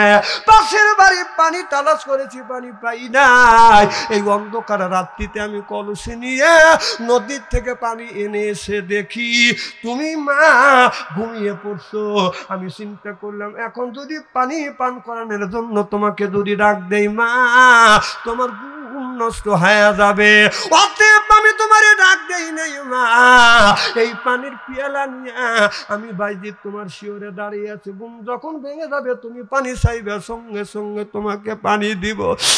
মা অমনি বাইজিদকে ধরা বুকের সাথে লাগাইছে, দুই গালে কপালে চুমো দিয়ে বাইজিদকে কম্বলে নিচে ঘুম আসাইয়া এবার মা ফজরের নামাজ পড়ি আল্লাহর কাছে হাত তুলে মোনাজাত করে আর বলে, আল্লাহ আমার বেটা বাইজিদকে তুমি এই জামানার ওলি বানায়ো। চিল্লাকান আল্লাহু আকবার। মায়ের দোয়া মানুষ আল্লাহর ওলি হয়। আল্লাহ বলে, ও কদ রব্বুকা, হে বান্দা আমার দাসত্ব করো, আল্লাহ তা'বুদু আমার গোলামি করো, ইল্লা ইয়াহু আমার বন্দেগী করো, ওয়াবিল ওয়ালিদাইনি ইহসানা। আল্লাহ বলে, বান্দা রে আমার দাসত্ব আর আমার গোলামি করবার পর তোমরা তোমার নিজ নিজ পিতা মাতার খেদমত করো। আজকে মা হয়েছে বুড়ি, গার যাইতে মার গুড়ি, বাবা হলো বুড়া, পিঠের উপর দৌড়ে দৌড়ে গুড়া, শ্বশুর হলে আব্বা জান, শাশুড় হচ্ছে আম্মা জান, বিয়ে করছে পিয়েরা জান, ওরাই সব জানের জান, পরাণের পরাণ, জোরকন ঠিক কিনে। আজ মার কথা লাগে না ভালো, শাশুড়ির কথা মিষ্টি, বাবার কথা নিমতিতে, শ্বশুরের কথা চিনি, বাবার কথা নিমতিতে, শ্বশুরের কথা চিনি। চিল্লা বলুন ঠিক কিনে। বাবা যদি বুড়ো হয়, মা যদি বুড়ো হয়, শ্বশুর শাশুড়ি যদি বুড়ি হয়, শ্বশুর যদি বুড়ো হয় আর শাশুড়ি যদি বুড়ি হয়, আপনারা বলুন ছেলে মা বাবার খেদমত করবে না শ্বশুর শাশুড়ির খেদমত বেশি করবে? কথা হিসেব করে কয়েন কোন শোনেন, এদিক তাকান, আন্দাজে কথা বলবেন না, সত্য কথাটাই কোরআনের মাহফিলে বলেন। বাবা বুড়ো হয়ে গেছে, মাও বুড়ো হয়েছে, শাশুড়ি বুড়ো হয়েছে, শ্বশুর বুড়ো হয়েছে, আপনার মোহাব্বত মা বাবার বেশি উপরে বেশি না শ্বশুর শাশুর উপরে বেশি? এখানে মিথ্যা কথা বললেন, শ্বশুর শাশুর উপরে বেশি। আপনার যদি বেশি থাকে আপনার বউ আপনার মা বাবার খেদমত করতে দিবে না, ওই বললে তা কথা কন, এখন তো ঠিক কবি, এতক্ষণ কি করলেন? হ্যাঁ ভাই আমি দেখছি তো, এটা ঠিক আছে। আপনার মা বাবার খেদমত যদি আপনার বিবি না করে ইচ্ছা করিয়া, আপনি হাদিস শরীফের মধ্যে আছে জোর করে তার উপরে খেদমত করাতে পারবেন না, কারণ আপনার মা আপনার বাবার খেদমত আপনার করতে হবে। আপনার মা বাবা পায়খানা পেশাব করছে, আপনি পানি খরচ করে শোষা দিবেন। আপনার মা গোসল দিতে পারতেছে না, আপনি যে আপনার মা বাবাকে গোসল দেবেন। আপনার বিবিকে মারধর করে আপনার মা বাবাকে খেদমত করার ইসলাম এই প্রশ্রয় দেয় নাকি? মা বাড়িতে এসে মারে বলতেছে, ও গো মা, আমি হজে যাব, হজের টাকা জমা দিছি, আমরা 7 বন্ধু একসাথে হজে যাব, আমাকে দোয়া করো। মা বলে, বেটা লোকমান, আমি তোমার মা অসুস্থ হয়ে গেছে, বিছানা ভরে পায়খানা করি, বেটা তুমি পরিষ্কার করে দাও, বিছানা ভরে প্রসাব করি, তুমি পরিষ্কার করো, এরপরে হাত দিয়ে আমি খাবার খাইতে পারি না, তুমি নিজে রান্না বাড়া করিয়া আমার মুখে তুমি খাবার তুলে দাও। বেটারে, আমি তোমার মা বললাম, বেটা লোকমান, তুমি এই অবস্থায় আমাকে রেখে তুমি হবে যাও না, হবে যাও না, ঘরে থাকে যদি বাবা করো বাবার সেবা, ঘরে থাকে যদি বাবা করো বাবার সেবা, অমূল্য ধন পরশমণি হারালে না পাবি, বাবা জান্নাতেরও চাবি, কথা বলছে দয়াল নবী, যখন আল্লাহু আকবার। ডাকতে বলে, বেটা লোকমান, তুমি হজে যাও না। হযরত লোকমান বাদান 6 বন্ধুর কাছে যা বলে, বন্ধু রে, আমার বাবা দুনিয়ায় না, আমার মা বৃদ্ধ হয়ে গেছে, আমার মা বিছানা ভরে পায়খানা করে, আমি পরিষ্কার করি, আমার মা প্রস্রাব করে, আমি পরিষ্কার করি, আমার মাকে গোসল দেওয়াই, এরপরে আমি লোকমান গোসল দেই। ও বন্ধু, আমার মা নিষেধ করেছে, আমি হজে যাব না, তোমরা 6 জন হজে যাও। হযরতে লোকমান আলাইহিস সালাম সব টাকা কোনো বাদান উদ্দু করে আনলেন, আনিয়া গরিব মানুষের মধ্যে বাদান বিতরণ করে দিলেন।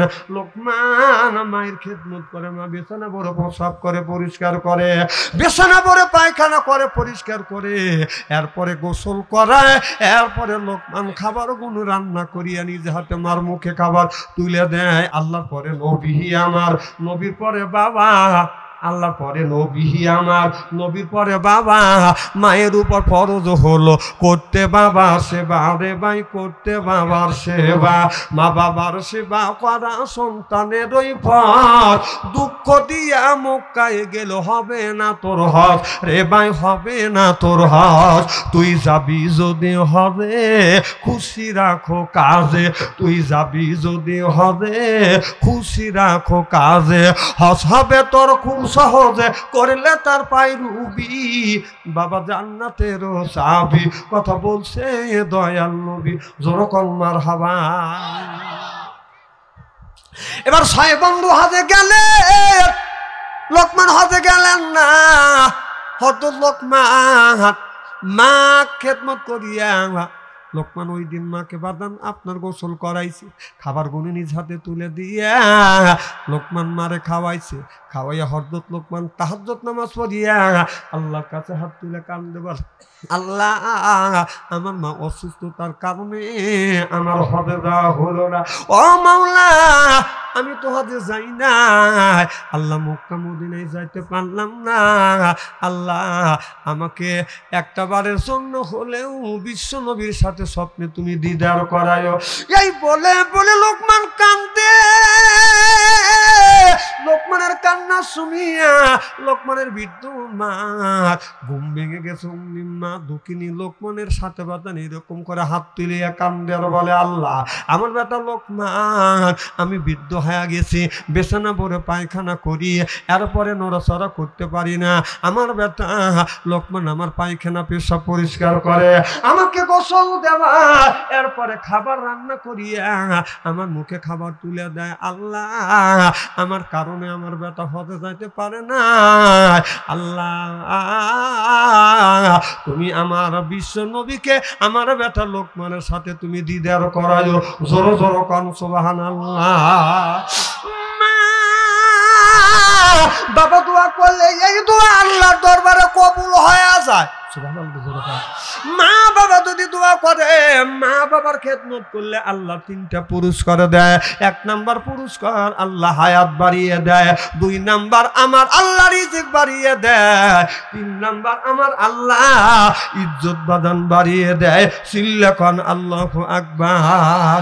আল্লাহর পরে নবী আমার, নবীর পরে বাবা, আল্লাহর পরে নবী আমার, নবীর পরে বাবা, মায়ের উপর ফরজ হলো করতে বাবা সেবা, রে ভাই করতে বাবার সেবা, মা বাবার সেবা করা সন্তানের ওই পথ, দুঃখ দিয়া মক্কায় গেলে হবে না তোর হজ, তুই যাবি যদি হজে খুশি রাখো কাজে, তুই যাবি যদি হবে খুশি রাখো কাজে, হজ হবে তোর খুব সহজে করলে তার পায়ে রুবি, বাবা জান্নাতেরও চাবি, কথা বলছে দয়াল নবী, যখন আল্লাহু আকবার। ছয় বন্ধু হজে গেছে, খানায় কাবা তপ করতেছে, তপ করতে করতে এক বন্ধু লক্ষ্য করে দেখে আল্লাহর বান্দা লোকমান ছয় বন্ধুর আগে আগে বাদন হজ বাদা খানায় কাবা তপ করতেছে। এক বন্ধু বলে, বন্ধু রে দেখো লোকমান আমাদের সাথে হজে আসবে, আর আসলো না, একা একা কেন হজে আসলো?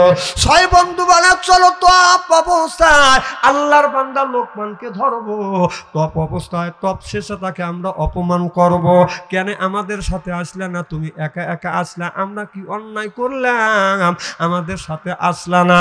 ছয় বন্ধু লোকমানকে ধরতে যায়, বাদান ধরতে পারে না, লোকমানের কাছে যায়, আল্লাহর বান্দা লোকমান হাওয়া হয়ে যায়, চিল্লাকান আল্লাহু আকবার।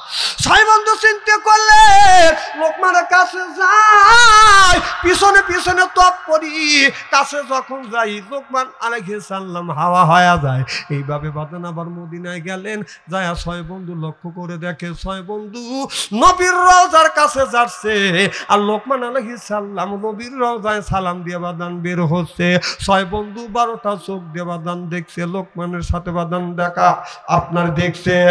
এরপরে ছয় বন্ধু হজ করিয়ে একসাথে বাড়িতে আসিয়া লোকমানের সাথে যখন বাদান সাক্ষাৎ করবার জন্য গেছে, যা দেখে হযরত লোকমান আলাইহিস সালাম, হযরত লোকমান আলাইহিস সালামের মা লোকমান রহমাতুল্লাহ আলার মা বাদান এরকম করে বাদান বসে আছে, আর হযরত লোকমান মার পাশে বসে বসে বাদান আপনার কোরআন তেলাওয়াত করতেছে। এমন সময় ছয় বন্ধু বলে, বন্ধু রে ও বন্ধু, আমরা ছয়জন হজে গেলাম, তুমি আমাদের সাথে হজে যাবা, তুমি হজে যাও না, আমাদের সাথে না যাইয়া একা একা কেন তুমি হজে গিয়েছো? ও বন্ধু লোকমান, আমরা কি অন্যায় করছি? ছয় বন্ধু বলে, বন্ধু রে কোনো অন্যায় নয়, কোনো অন্যায় নয়, অপরাধ নয়, আমি হজে যাই নাই। ছয় বন্ধু বলে, বন্ধু রে হাজির কথা আল্লাহ, হাজির দোয়া 40 দিন পর্যন্ত আল্লাহ কবুল আর মঞ্জুর করে নেয়। ও বন্ধু হাজির দোয়া 40 দিন পর্যন্ত আবার আল্লাহ কবুল করে। বন্ধুরে মিথ্যা কথা বলো না। হযরত লোকমান চোখের পানি ছেড়ে দিয়ে দিয়ে কান্দে আর বলে, বন্ধু আল্লাহর কসম করে বললাম আমি লোকমান হজে যাই নাই, হজে যাই নাই, যখন সুবহানাল্লাহ। ছয় বন্ধু বলে, বন্ধু লোকমান আমরা 6 জন 12টা চোখ দিয়ে দেখছি, তুমি আমাদের আগে আগে খানায় কাবা তপ করছো, আমরা 6 জন 12টা চোখ দিয়ে দেখছি, আমাদের আগে আগে তুমি বিশ্ব নবীর রওজা জিয়ারত করে বের হইছো, এখন তুমি বলছো হজে যাও না। হযরত লোকমান বলে, বন্ধু রে বিশ্বাস যদি না হয় আমার বৃদ্ধ মা শুয়ে আছে, আমার মারে একটিবার জিজ্ঞাসা করো। এক বন্ধু যা বলে, মা আপনার বেটা লোকমান কি হজে গেছে? মা বলে, বেটা জোরে কথা বলতে পারি না, তোমার কানটা আমার মুখের সাথে লাগিয়ে দাও। এবার বন্ধুর কান মার মুখের গোড়ায় লাগালেন। মা বলে, বেটা আমি মা বিছানা পড়ে পায়খানা করি, আমি মা বিছানা পড়ে প্রসাব করি, আমার বেটা লোকমান পায়খানা প্রসাব পরিষ্কার করে, এরপরে আমাকে গোসল দেয়, বেটা লোকমান গোসল দেয়, এরপরে নিজে হাতে রান্না বাড়া করিয়ে আমাকে খাবার গুনে আমার মুখে আমার বেটা লোকমান তুলে দেয়। ও বেটা আমার বেটা লোকমান যদি হজে যাইতো তাহলে আমি মাকে আমার খেদমত করতো। আল্লাহর কসম করে বললাম বেটা আমার বেটা লোকমান হজে যায় নাই, হজে যায় নাই। ছয় বন্ধু চোখের পানি ফেলে দিয়ে দিয়ে কান্দে আর বলে, বন্ধু লোকমান মা যেটা বলেছে এটাও সত্য, আর আমরা 6 জন 12টা চোখ দিয়ে দেখছি এটাও সত্য, এটা কেমন খেলা? হযরত লোকমান বলে, বন্ধু রে এটা হলো প্রেমের খেলা, চিল্লাকান আল্লাহু আকবার।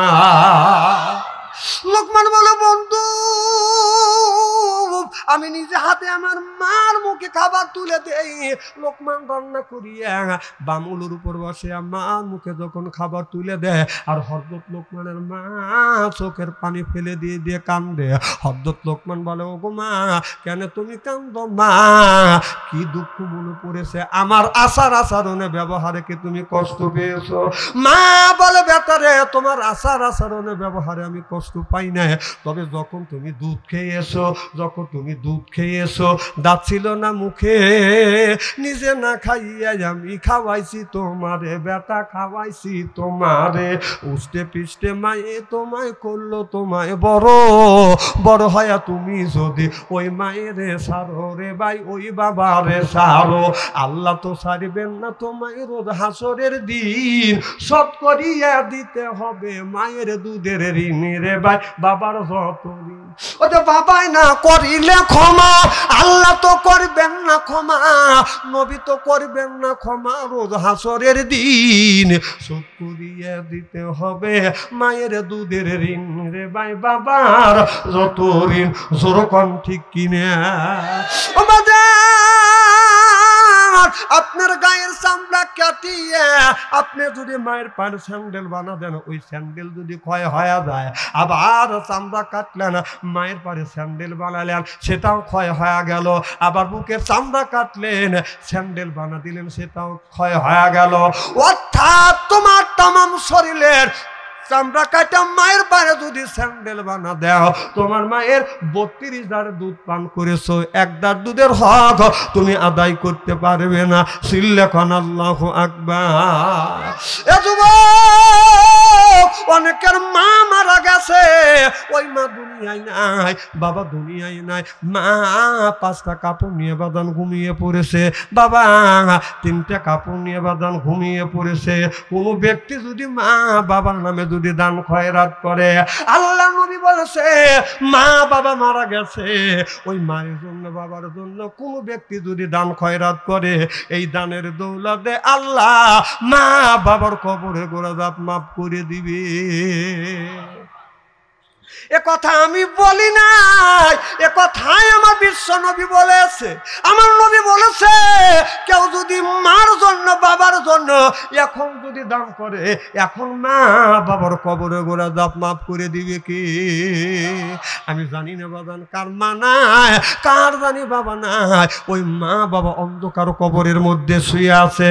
আর এটা তো এতিমখানা বাদান মাদ্রাসার মাহফিলে, এই জায়গা হাফেজ হবে বাদান মাওলানা হবে।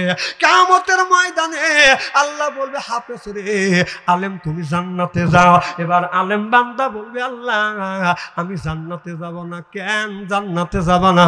বলে, আল্লাহ আমার মা আমার বাবা আমাকে আলেম বানাইছে, আমার মা আমার বাবাকে যদি জান্নাতে না দেয়, আল্লাহ আমি তোমার জান্নাতে যাব না। সিল্লাকান আল্লাহু আকবার। আল্লাহ বলবে, ফেরেশতা রে, যা যা আমার হাফেজ বান্দার মাকে নিয়ে, বাবাকে নিয়ে, মা বাবাকে নিয়ে বাদান নূরের টুপি বাদান পরাইবে। এবার হাফেজ থেকে বলবে, হাফেজ যে তোমার মা চাইছো মা আনছি, বাবা চাইছে বাবা কানছি। এবার হাফেজ ছেলে বলবে, আমার মা বাবাকে জান্নাতে দিয়ে আবার দরজার পাশে বাদান দাঁড়াইবে। আল্লাহ বলবে, হাফেজ তোমার মা চাইলে মা দিছি, বাবা চাইলে বাবা দিছি, তুমি কেন জান্নাতে যাও না? বলে, আল্লাহ যারা আমাকে লেখাপড়া করানোর জন্য ওই মাদ্রাসায় যারা দান খয়রাত করছে, ওই ব্যক্তিকে যদি জান্নাতে না দেয়, আমি হাফেজ তোমার জান্নাতে যাব না। চিল্লাকান আল্লাহু আকবার। আল্লাহ ডাকতে বলে, ফেরেশতা যা ফরিয়াদপুর জেলার আপনার ওই এতিমখানা হাবিদিয়া মাদ্রাসায় যারা দান করছে তাদেরকে ধরে নিয়ে আসো, আর হাফেজদের সাথে তুমি জান্নাতে ঢুকাও। আমার ভাইরা আমার, বন্ধুগণ আমার, এরপরে বাদান মা কবরের মধ্যে শুয়ে আছে, বাবা বাদান শুয়ে আছে। মা কোনোদিন আসবে না, বাবা কোনোদিন আসবে না। আমি আপনাদের কাছে বাদান, আমি 10 জন ব্যক্তির কাছে, একজন ব্যক্তির কাছে বাদান, 2 জন ব্যক্তির কাছে বাদান 10,000 টাকা চাই, আর 5 জন ব্যক্তি ব্যক্তির কাছে বাদান 5,000 টাকা চাই, আর 1,000 করে বাদান আমি 20 জন ব্যক্তির কাছে বাদান চাই। এরপরে 500 টাকা 100 টাকা যে যা পারেন বাদান লেখা দিবে না। আমি মুসাফির মানুষ, আল্লাহ 3 শ্রেণীর মানুষের দোয়া আল্লাহ কবুল করে। মা বাবার দোয়া, মজলুমের দোয়া আর মুসাফিরের দোয়া আল্লাহ কবুল করে। আমি মুসাফির মানুষ, খাস করে দোয়া করব। আসেন ভাইজান, আমি আপনাদের 5টা মিনিট সময় দিলাম, আপনার 5,000 টাকা 10,000 টাকা তাড়াতাড়ি আসুন, একটু আমার কাছে দেন, আমার হাতে দেন, আমি একটু দোয়া করব। লা ইলাহা, তাড়াতাড়ি আসেন, লিখে দেন লা ইলাহা। এই কলেমার বান্ধবেলা কাজে লাগবে মরণ বেলা, এই কলেমার রৌশনীতে কবর হবে তোমার উজালা। লা ইলাহা, ওই নামেরই সুর শোনা যায় মধুর তালে গাহিয়া। লা ইলাহা ইল্লাল্লাহ, লা সুবহানাল্লাহ আলহামদুলিল্লাহ, লা ইলাহা ইল্লাল্লাহ, লা ইলাহা। বৃষ্টি নামে রিমঝিমাঝিম মধুর তালে গাহিয়া। লা ইলাহা ইল্লাল্লাহ, লা ইলাহা সুবহানাল্লাহ আলহামদুলিল্লাহ, লা ইলাহা ইল্লাল্লাহ। আল্লাহ মারিয়াম এই মাদ্রাসার ছাত্র, আল্লাহ 500 টাকা দান করেছে, তুমি এই মারিয়ার দান তুমি কবুল করে নাও। আল্লাহ মারিয়ার মনের আশা পুরো করে দাও। আল্লাহ কিয়ামতের ময়দানে শামীম মিয়া আল্লাহ 500 টাকা দান করছে, আল্লাহ শামীমের দান তুমি কবুল করো, শামীমের মনের আশা পুরো করো, জীবনের গুনাহ মাফ করো। সালমা 500 টাকা দান করছে, আল্লাহ সালমার দান তুমি কবুল করো, সালমার মনের আশা পুরো করে দাও। আল্লাহ গো, আমার আম্মা খাদিজাতুল কুবরার সাথে আল্লাহ সালমাকে তুমি জান্নাত নসিব করে দিও। জোর জোর কান আমিন। রহমান 1000 টাকা কান মারহাবা। আল্লাহ রহমান 1000 টাকা দান করেছে, রহমানের দান তুমি কবুল করো, রহমানের মনের আশা পুরো করো, জীবনের গুনাহ মাফ করো। আর কে? আল্লাহ 10 টাকা 20 টাকা 100 টাকা দান করছে, আল্লাহ তুমি দান কবুল করে নাও। জোর জোর কান আল্লাহুম্মা আমিন আমিন আমিন, আল্লাহ আমিন। দানকারীর জন্য খোদা তুমি হয় যাবে না, দানকারীর মা বাপকে আমার আল্লাহ কাদির গনি।